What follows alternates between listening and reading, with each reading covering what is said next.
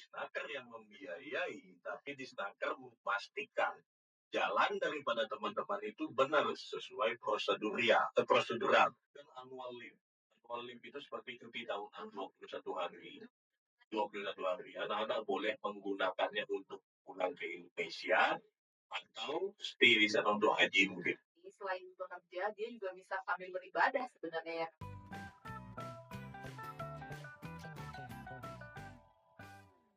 Hai Sobat Migran, selamat datang kembali di Cemia, cerita untuk migran Indonesia. Di sini Sobat Migran akan dapat banyak banget informasi menarik dan tentunya bermanfaat bagi Sobat Migran sekalian. Bersama kami saat ini sudah ada narasumber yang luar biasa yang akan berbicara bersama kita hari ini. Sudah hadir di tengah-tengah kita nih narasumber terbaik hari ini. Tapi sebelumnya Sobat Migran pernah nggak ya dengar salah satu negara yang berada di Asia Barat, negara ini ada di Asia Barat dan merupakan negara yang menjadi tujuan bagi umat Muslim untuk berkunjung karena menjadi kiblat bagi umat Muslim. Ya, pasti Sobat Migran semua sudah tahu dong negara yang kami maksud adalah negara Arab Saudi yang semua dan pastinya kita yakin nih Sobat Migran semua punya ada Sobat Migran yang punya impian untuk bisa bekerja di negara Arab Saudi tersebut. Nah, saat ini bersama kami sudah hadir nih Bapak Igusti Bagus Yoga Adisapta. Selamat sore Bapak. Sore, terima kasih sudah berkenan hadir di podcast Cemia hari ini. Dan senang hati. Oke. Nah, Sobat Migran semua, saya manggilnya Pak Bapak beli atau mungkin Akang sih pasti ya. Boleh, bebas. Enaknya akan aja mumpung lagi di Bandung. Oke. Akang Yoga. Akang Yoga ya. Oke. Akang Yoga rasa beli. Oke, dan Sobat Migran semua, Akang Yoga adalah pimpinan kantor cabang NTB dari PT Berkah Guna Selaras. Betul ya, Kang Yoga? Iya.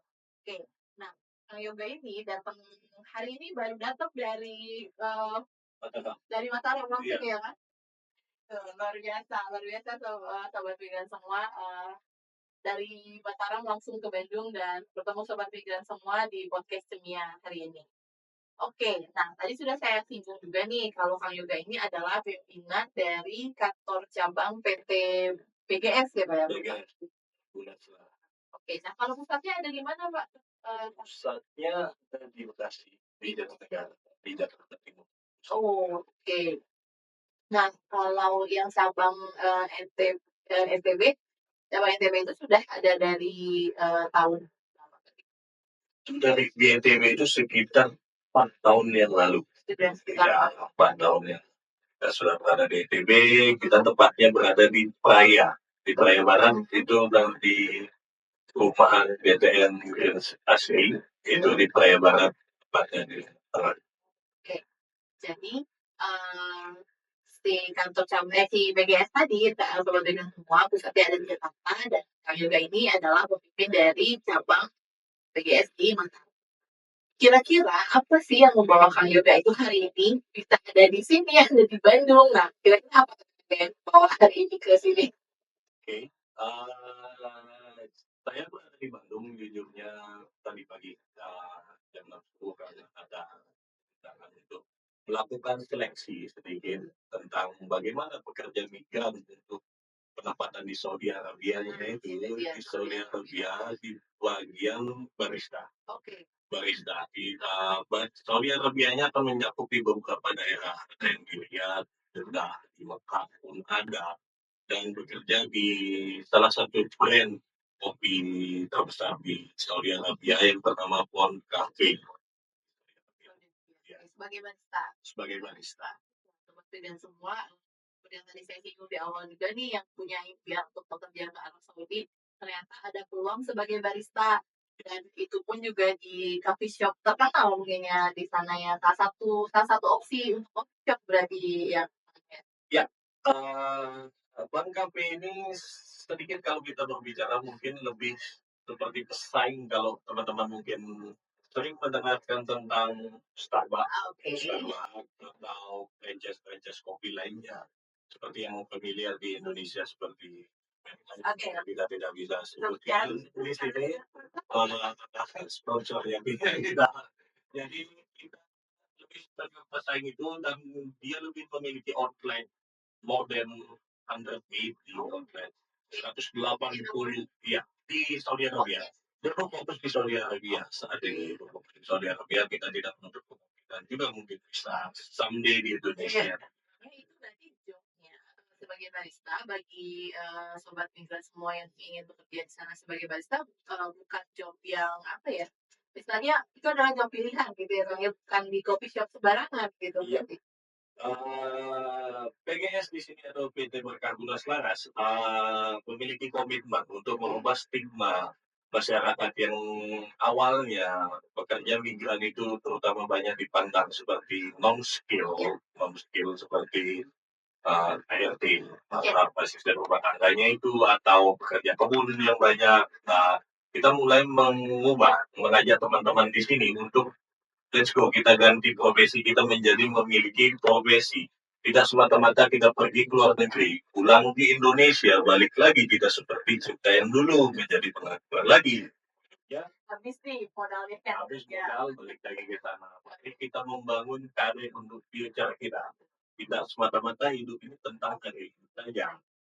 Bagaimana sepulang kita dari luar negeri, itu kita bisa membangun karir kita selama kita berada di Indonesia, baik kalian akan balik ke hotel atau membuka usaha kita nantinya. Itu sih komitmen kita untuk merubah segmen market kita yang dari non skill menjadi market yang memiliki profesional skill dan hotel. Oke, menarik sobat migran semua. Nah, itu juga mungkin bagi sobat migran semua nih. Jadi sebenarnya pekerja migran itu kalau yang dulu kita kenal istilahnya dengan TKI, TKW, itu kan konotasinya negatif. Jadi ada tidak digaji lah, pekerjaan rendah, seperti tadi ya, sektor domestik worker dan segala macam. Tapi ternyata kan sekarang nih BGS ini satu visi nih sama kita nih. Kita tuh memang pengen jelasin nih ke sobat migran semua kan kalau misalnya pekerja migran itu adalah salah satu opsi pekerjaan yang menarik bagi sobat migran semua yang memiliki skill ya tentunya ya dengan kemampuan bahasa yang baik juga.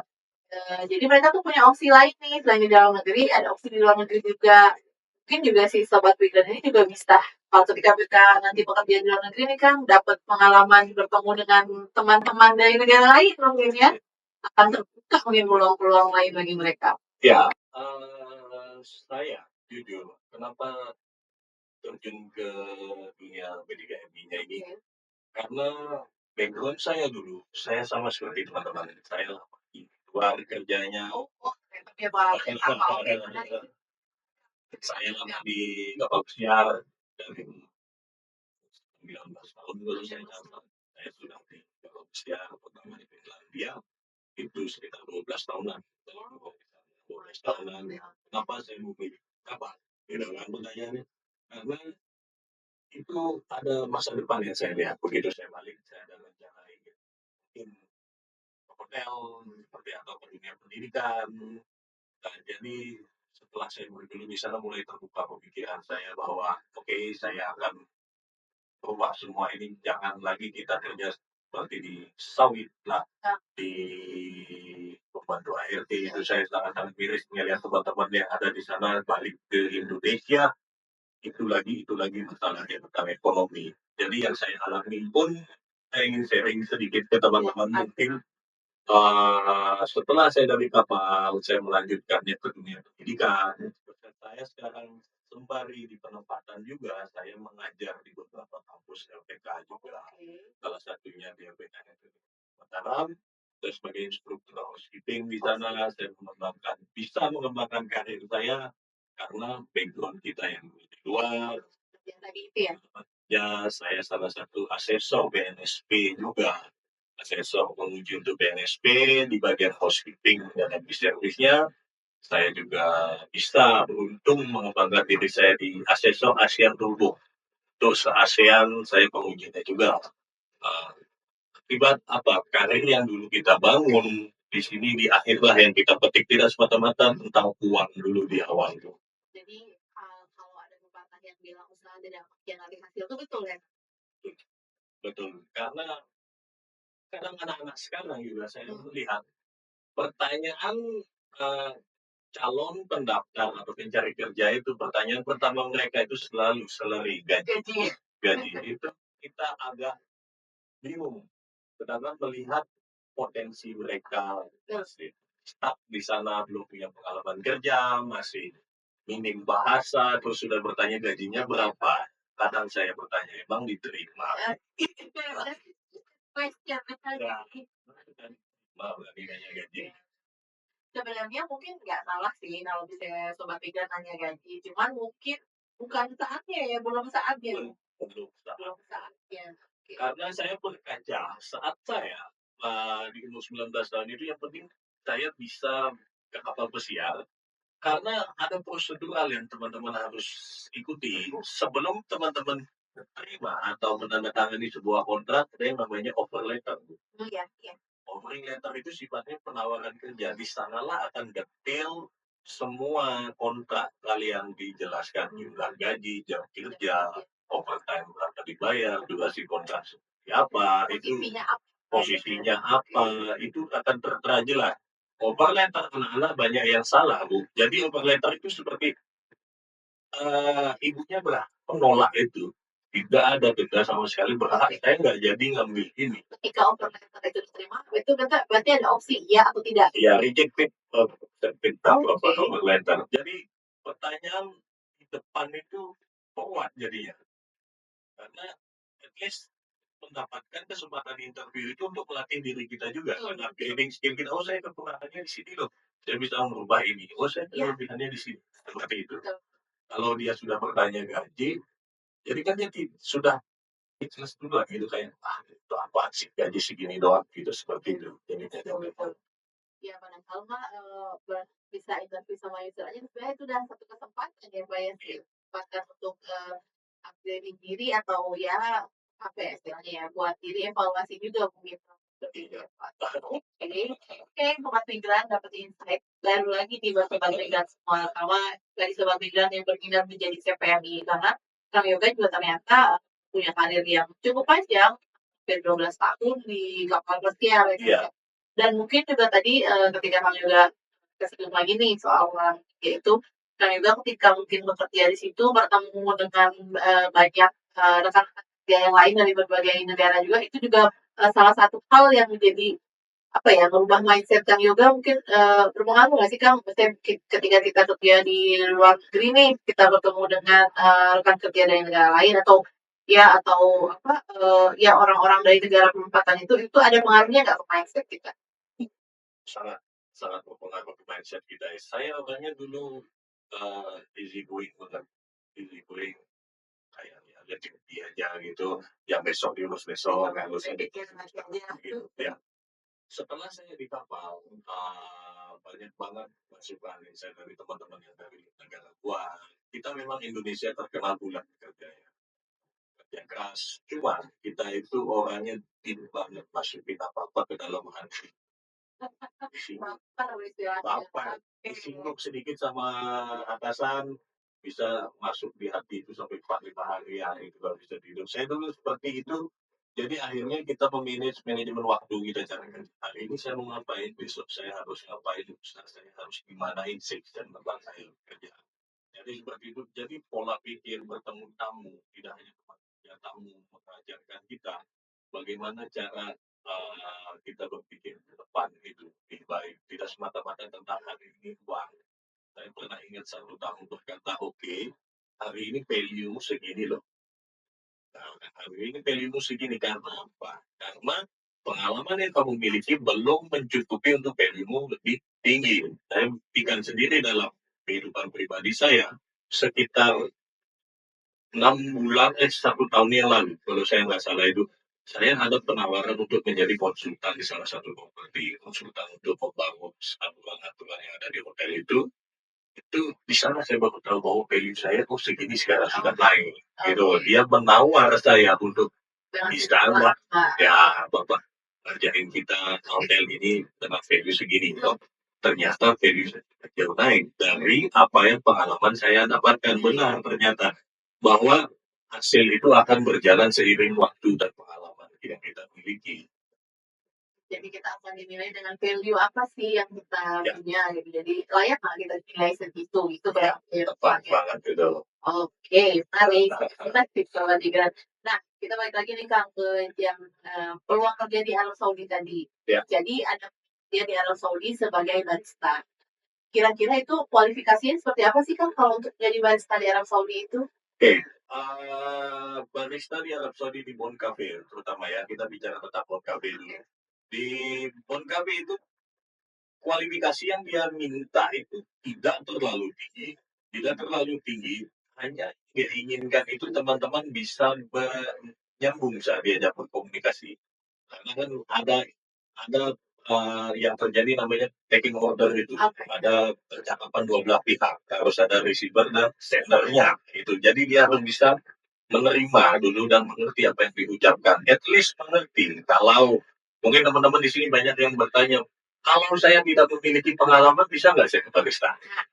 Mungkin seperti itu. Jadi teman-teman di sini mungkin akan mendapatkan pelatihan di Saudi Arabia-nya, karena Bon Cafe tidak melepas mengambil kandidat itu sebegitu sampai di Saudi langsung jangan dicoba. Tapi 1 bulan mereka mendapatkan pelatihan, mendapatkan training untuk membuat kopi dan menyajikan kopi itu. Standar Bon Cafe tadi, walaupun teman-teman sudah bekerja di salah satu franchise lain seperti itu, tapi kan standar Bon Cafe itu 1 bulan. Selama teman-teman training 1 bulan di Saudi Arabia itu sudah mendapatkan full gaji. Training itu sudah mendapatkan full gaji. Sudah menjadi bagian dari karyawan mereka. Itu sudah selama 1 bulan. Setelah 1 bulan baru teman-teman akan dikirim ke outletnya masing-masing di mana ditugaskan. Tempatnya di mana nih? Iya, tempatnya di mana. Baik, SK kerja. Oke, terus kemudian syarat lainnya untuk menjadi barista itu laki-laki atau perempuan? Sementara ini kita hanya membutuhkan laki-laki dari Saudi Arabia. Tapi kebetulan dari minggu telepon landingan akan ada barnis baru 100 kandidatnya akan dijaga untuk barista setelah Bon Coffee ini dari proses. Ada gimana sih? Ada selentingan sedikit. Oke, kalau untuk usia berapa sih Kang? Usia itu kita mengambil dari 21 tahun. 21 tahun ke atas. Karena kenapa 21 tahun ke atas? Visa Saudi Arabia akan di-approve anak-anak di atas 21 tahun. Oke, nah sebenarnya juga kadang tuh kalau misalnya kita ada rekrutmen nih Kang, ada usia minimum kan istilah. Kenapa ada batasan usia sih? Nah ini jawabannya karena ada di visa atas. Berarti itu kan aturan dari negara penempatan. Iya. Ya, kita emang nggak bisa apa nih gitu. Iya. Sudah aturannya begitu. Di negara itu mungkin menerapkan underage itu dianggap masih belum major. Oke. Dianggapnya di negara itu usia Pekerjaan itu 20. start dari 21. Maksimalnya itu 35. Kenapa kita memilih 35? Lebih dari itu biasanya sudah mulai terganggu karena kantong ekstra tahun ya. Nah, kalau untuk kontraknya nih Kang, berapa lama sih kontraknya? Nah, untuk kontrak di Saudi Arabia itu biasanya kita lakukan itu selama 2 tahun. 2 tahun dengan opsi jam kerja mereka itu 6 hari kerja 1 hari libur. Sama seperti di sini ya. Ya. Tapi di Saudi itu bedanya liburnya hari Jumat. Oh, liburnya Jumat. Liburnya Friday. Ya. Minggu mereka masuk gitu. Karena kan harus Jumatan gitu. Berarti Kamis itu Jumat karena ada Jumatan ya? Ya, jadi tanggal merah mereka Jumat. Mereka Jumat. Iya. Mereka hari Jumat, tidak hari ini. Oke. Terus 4 tahunnya mendapatkan annual leave. Annual leave itu seperti cuti tahunan 21 hari. 21 hari. Anak-anak boleh menggunakannya untuk pulang ke Indonesia atau stay di sana untuk haji mungkin. Bisa untuk haji 21 hari itu mungkin cukup ya. Kalau dia setahun masa kerjanya dia mau pulang ke Indonesia itu dia diperbolehkan juga. Tapi dengan syarat catatan kita buka di sini, kalau baru setahun itu tiket dia beli sendiri dalam masa ya tiket PP dia beli sendiri karena belum memenuhi masa kontraknya 2 tahun. Ketika yang 2 tahun dia mau pulang baru dia diberikan tiket oleh perusahaan. Berarti tiket beli tiket berarti perusahaan beli tiket 2 kali ya Kang ya, berangkat dan pulang selama masa kontrak 2 tahun. Selama masa kontrak. Menarik banget ya. Berarti kan kalau misalnya bisa dibilang kalau misalnya ada sobat migran yang berhasil nih untuk memanfaatkan kondisi sebagai barista ini, selain bekerja dia juga bisa sambil beribadah sebenarnya ya. Ya, kalau itu misalnya tidak ya bagi sobat migran yang muslim nih, ya, ada plusnya. Ya. Bisa ibadah ya. Ibadah. Ya, seperti yang sudah beberapa nih PMI yang kami kirim itu sudah umroh, bahkan ada yang sudah haji, ada yang malah di hari pertama sudah langsung umroh, ya gitu. Kok langsung umroh gitu, kalau Indonesia Pak saya sudah umroh, dia bilang gitu. Banyak tidak semata-mata tentang gaji, tidak semata-mata ada faktor X yang kita kejar juga. Bayangin betapa susahnya orang ini umroh itu kita bisa nyambil istilahnya gitu. Dapat uang. Kalau dapat uang gitu, dapat gaji gitu, itu banyak banget sih dari sudah teman-teman. Terus juga kalau tadi usia maksimalnya 35 tahun, terus kontraknya kurang lebih 2 tahun. Nah, kira-kira sobat migran juga nih Kak, biasanya suka ada banyak pertanyaan nih. Ada biaya penempatannya nggak sih? Gratis nggak sih? Kan ini programnya di Snacker kan? Dong harusnya. Oke. Gitu nggak kira-kira? Sering kan teman-teman bertanya gini, program di Snacker kok berbayar sih? Pahami dulu, program di Snacker itu bekerja sama oleh PT Perorangan. Jadi perorangan itu adalah mencari profit. Jadi kalau di Snacker itu fungsi daripada di Snacker itu adalah pelayanan, memberikan teman-teman pelayanan terbaik, memastikan PT yang merekrut itu adalah memiliki track record yang baik. Bukan di Snacker yang membiayai, tapi di Snacker memastikan jalan daripada teman-teman itu benar sesuai prosedural. Jadi tidak ada nanti yang terjadi istilahnya teman-teman pergi dengan pisah melancong, teman-teman pergi dengan pisah ibadah. Itu sudah menyalahi aturan. Kalau kata ada teman-teman yang diberangkatkan seperti itu, hati-hati bahwa PT tersebut ingin mencuci tangan. Ya, dari Snacker lagi tadi yang melayani ini sampai ujung-ujungnya semua pengeluaran. Tapi teman-teman perlu pahami bahwa di Snacker itu bukan memberangkatkan, tapi di Snacker itu memfasilitasi semua yang terbaik untuk PMI Indonesia. Kita masuk ke Disnaker Jabar, Jabu, yang hari ini itu setengah mati, ya, refleksinya supaya bisa bicara sendiri dari sini. Kalau berarti kan tetap ada kan, berarti artinya dia penempatan itu tetap ada. Tetap ada biayanya. Kalau untuk pesawat biaya Bon Cafe ini 13.500.000. 13.500.000 itu dibayar 2 kali. Oke, jadi tidak memberatkan juga ya, tidak harus. Oke, kamu keterima nih, Mas, uang kamu 13.500 kategori. Gitu kan?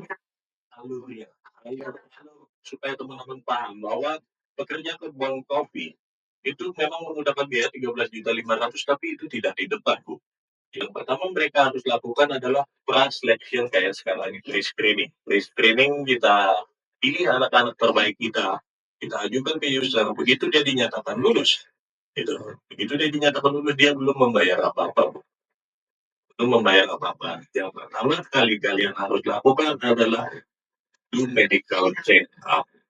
Pra-medical check up. Kenapa? Pertanyaan Pak, pra-medical sih duluan. Prosedur pra-medical itu tujuannya memastikan teman-teman dulu sehat dulu, baru kita lanjutin prosesnya. Ngapain kita lanjutin kalau kita sehat, gitu kan? Ya supaya nggak habis, tujuan kita bagus supaya nggak habis uang juga. Ada satu sisi juga dari faktor visa, kuota visanya itu supaya tidak terbuang sia-sia, karena faktor visa, misalnya ibu lulus, kami berikan rekomendasi untuk pembuatan IB, tiba-tiba di tengah jalan ibu ada sakit, setelah itu misalnya kita medical, itu faktor visanya itu tidak bisa digantikan orang lain, terbuang sia-sia. kuota visa itu sudah berkurang. Ya, kurang satu. Makanya kita pastikan anak ini sehat. Semua dia sudah dicek, berarti baru bisa dilanjutkan proses dengan pembuatan ID namanya yang di Dinas Tenaga Kerja. ID itu satu orang satu dan mengurangi kuota visa itu. Kalau dia batal, berantakan semuanya. Visa tadi hilang kuotanya. Ya, setelah itu nggak bisa diganti Pak. nggak bisa diganti orangnya. Dulu bisa, tapi per yang sekarang ini tidak bisa diganti. Gagal ya, makanya kita nggak mau sampai anak-anak gagal.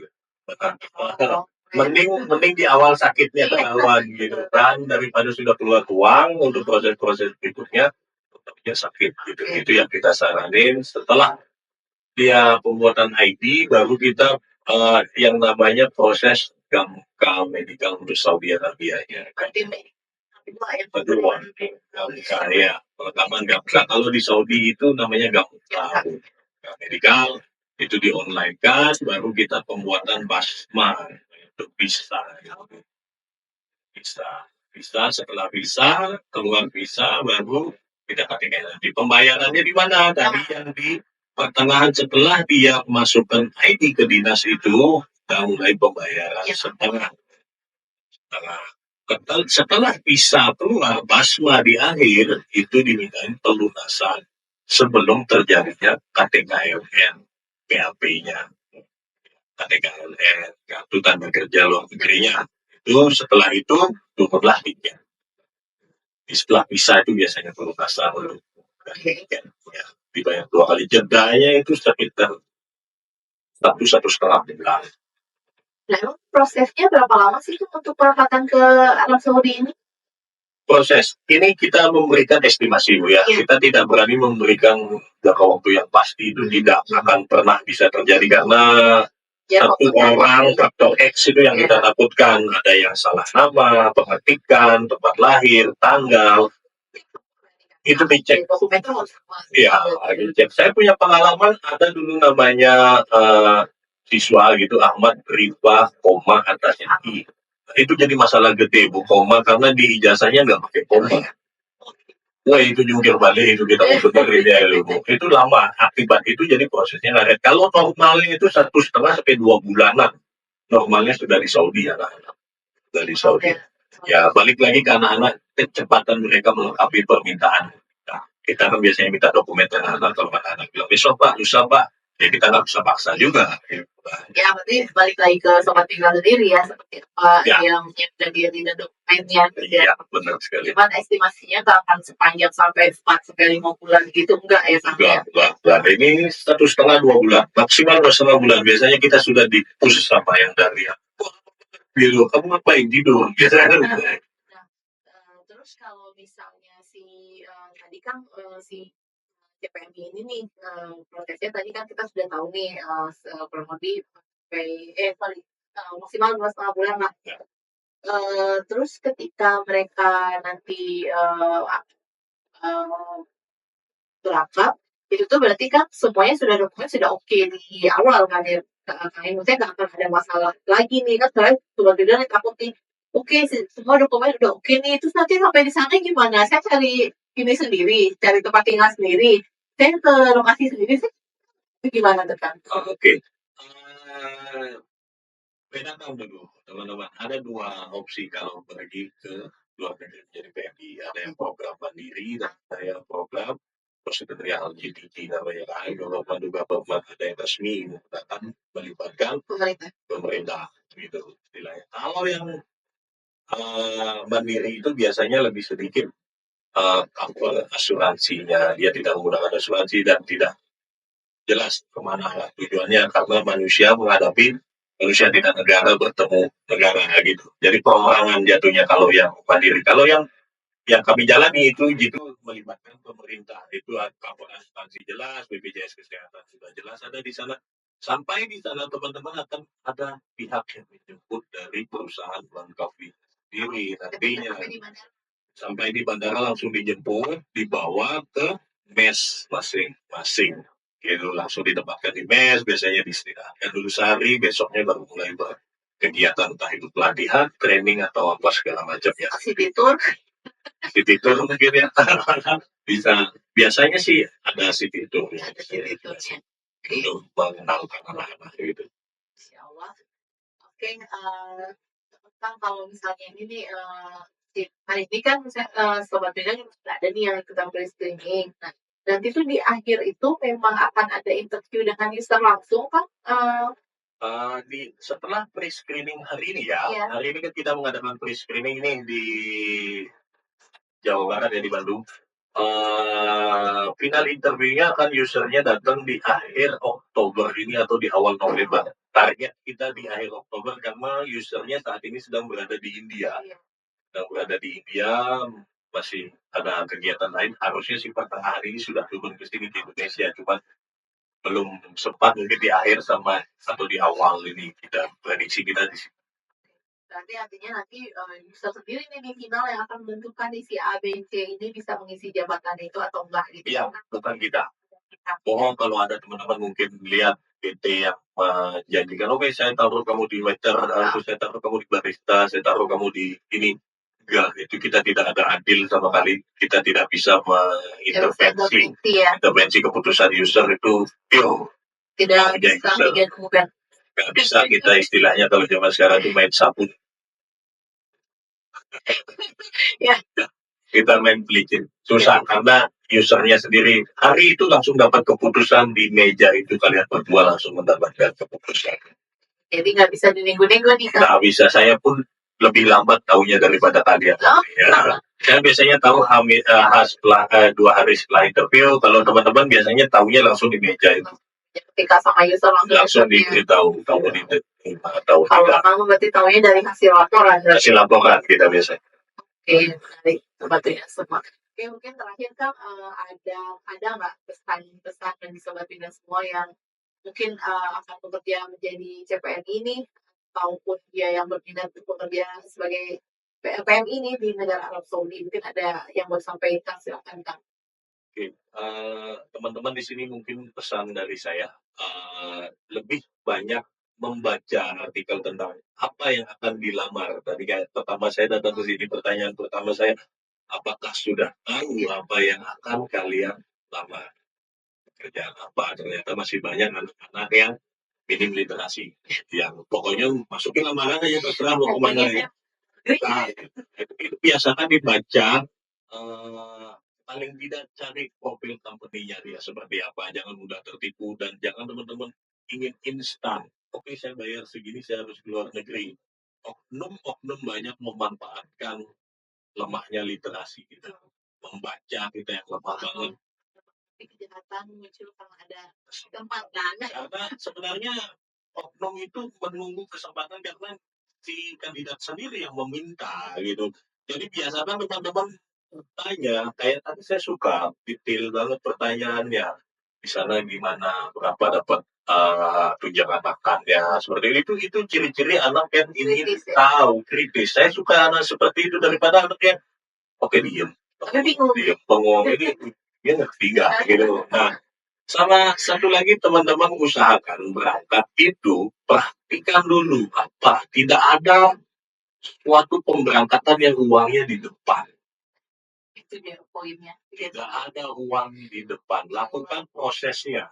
Kalau ada yang minta untuk interview misalnya gitu, itu jelas 100% bohong. Terlalu banyak itu yang sudah seperti itu.